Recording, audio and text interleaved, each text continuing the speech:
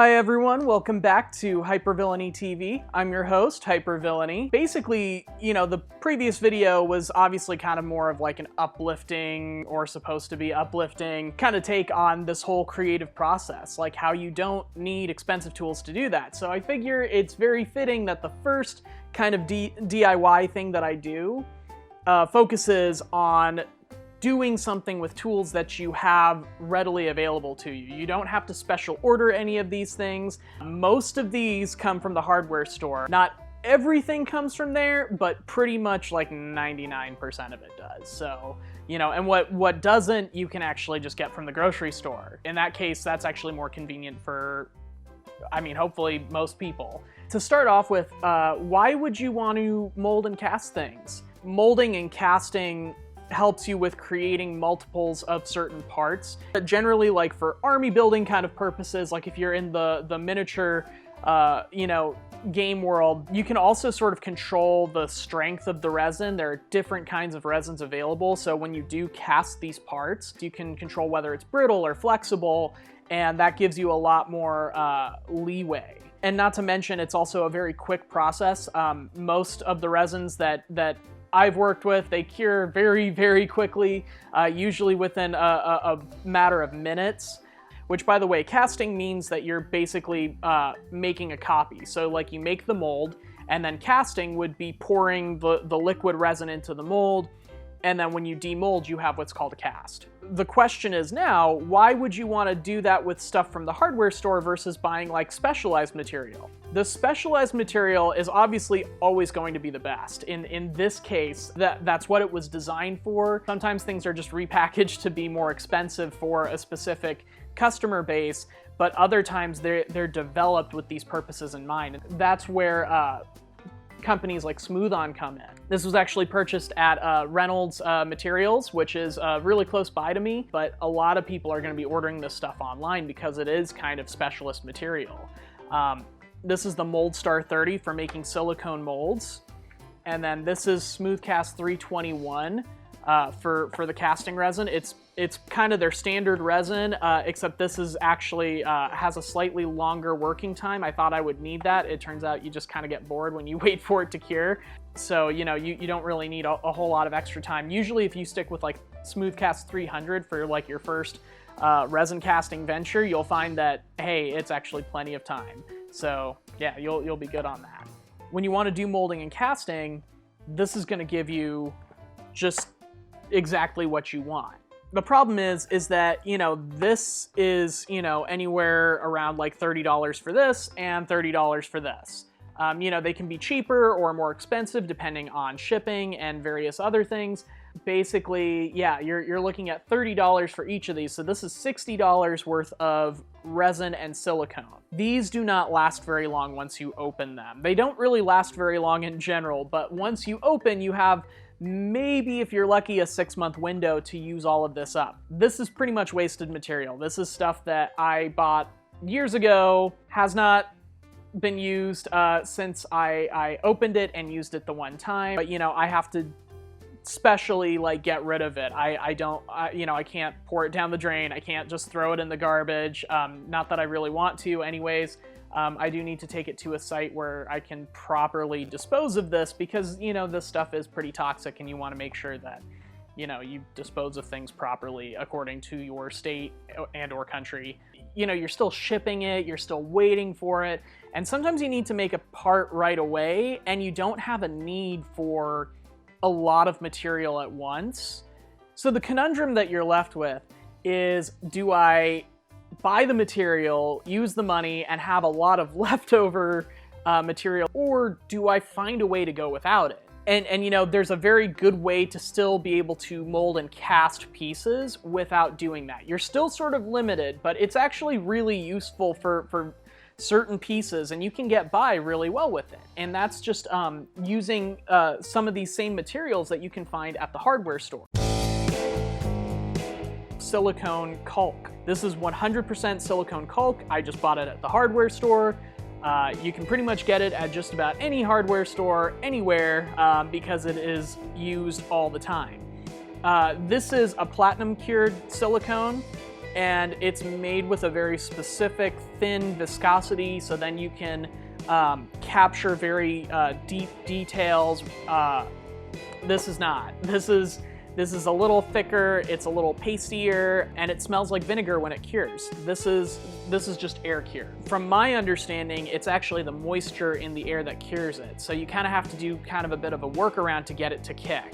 Now, as far as resin goes, there are different kinds of resin. This is obviously polyurethane resin, white polyurethane. There are other types of resins that you'd use for molding and casting, like a 2-part epoxy resin, and you know, those can do very well. You can buy any, you know, I think they're like Easy Clear and you know, brands like that, so you can easily find those at craft stores.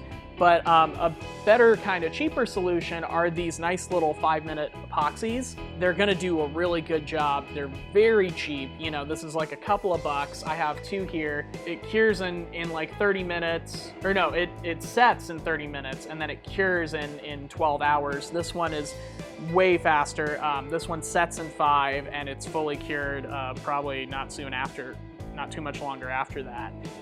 This is the one thing that you won't find in a hardware store, but you'll easily find it in a grocery store. This is cornstarch. Another thing which you get at the hardware store, but this version is actually more of an art store version. This is odorless mineral spirits. This is Gamsol from Gamblin for their oil colors. I actually bought it on sale. It was like super cheap, but you can use the hardware store version. Definitely have a respirator on hand. This one's kind of old and a little beat up, but the filters still work fine.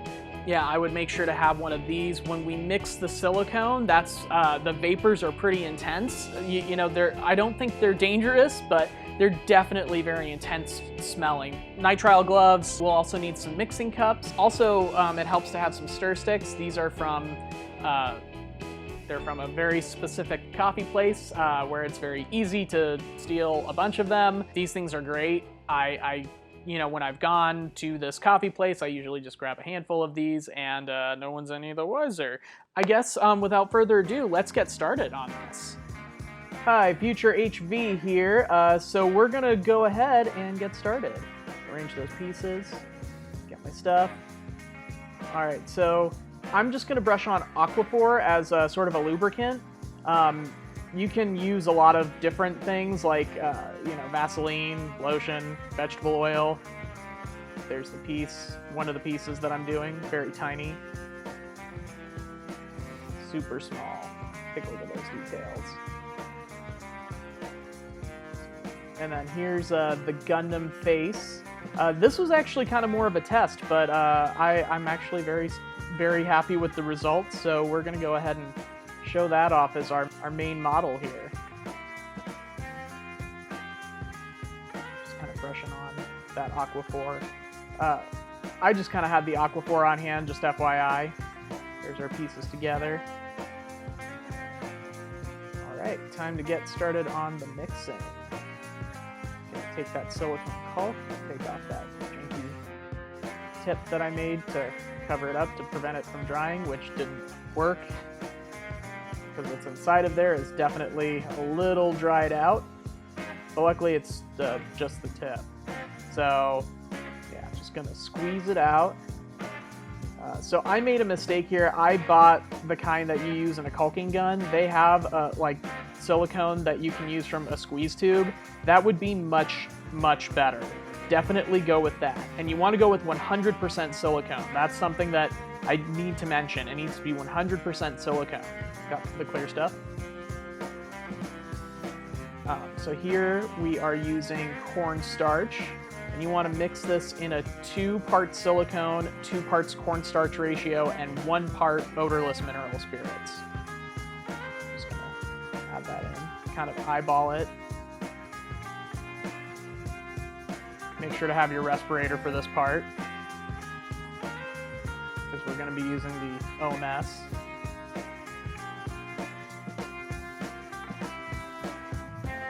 Also eyeballing that.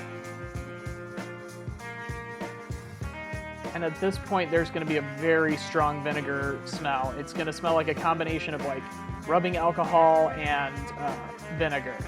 Just super intense. It's all mixed up now, so now we're just gonna spread that onto our pieces. There's that little tiny one.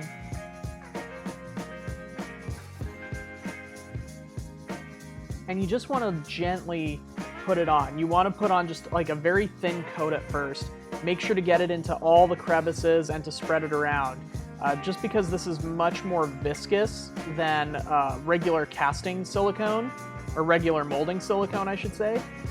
It's going to be a lot harder to capture those details, so we want to make sure to do a thin coat at first and just make sure to brush it everywhere. Especially doing that with that Gundam face, since it has that weird chin beard thing. Alright, and now we're just going to lump on the rest of it just to make a stronger mold.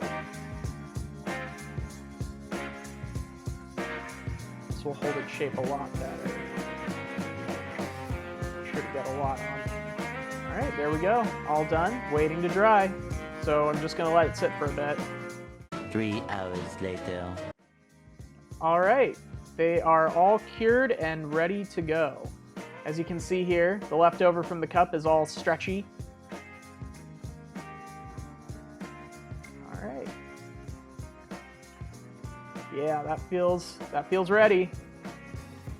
Alright, so I'm just going to demold these pieces very carefully.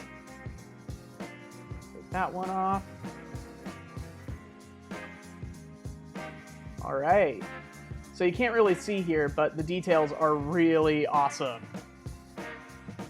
All right, so take your 2-part epoxy now. This is a 5-minute epoxy, and make sure to just try to squeeze out equal parts of both parts. Yeah, it can be a little difficult. One side wants to come out a little more than the other, but just make sure to get both parts relatively equal. And then we're gonna mix them up here. Just really give it a good mix. Just make sure that it's so mixed together. Now I'm gonna add just a tiny bit of red paint, just a tiny little, okay, that was a little too much. And it looks like a murder scene now. Okay, well that's okay, because it still works out, so I'm fine with it. Alright, so just make sure to just kind of dab it in there. Once again, like with the silicone, just try to get every crevice that we can. We want to make sure that this is all really good in there. Once again, this is all because it's super viscous. And I'm just going to spread off the excess. Shove a little more in there. There we go. Alright. Squeeze that a bit. Yeah, oh, and it's already curing. Yep, already curing. Yeah. Yep, it's almost hard. So we're just gonna wait just a tiny little bit on these pieces, and yeah, they'll be ready very quickly, just really a few minutes, and then they'll be ready to demold. Nice. Eventually. All right, we're back. So, time to check out these pieces. But first this. Yeah, that's really hard. It's also very flexible. Epoxy is a very flexible type of resin, at least from the 5-minute epoxies. Yeah. There we go. So I'm just gonna take this, gently demold it. And there we go. There's one piece down. It's kind of hard to see, but it captured a lot of the details.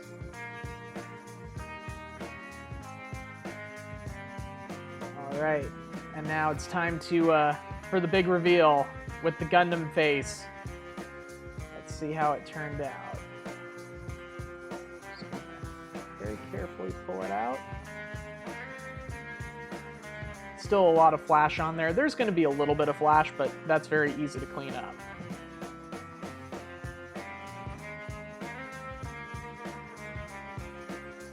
Alright. Let's show my perspective. Yeah. So it turned out really good. There is an air bubble, but that looks like that was caused by the actual molding process. Otherwise, I mean, this just turned out really well. I'm very excited about this. This is definitely going to be used in a future project coming up. So anyways, Yeah, this is really cool. All right, well that wraps up that adventure. Hopefully you found this whole process informative. If you liked what you saw, then go ahead and like the video and subscribe. You can also comment below if you have any questions. I'll try my best to answer them. And then if you want to see the completed projects, head on over to my Instagram page. That's at hyper.villainy.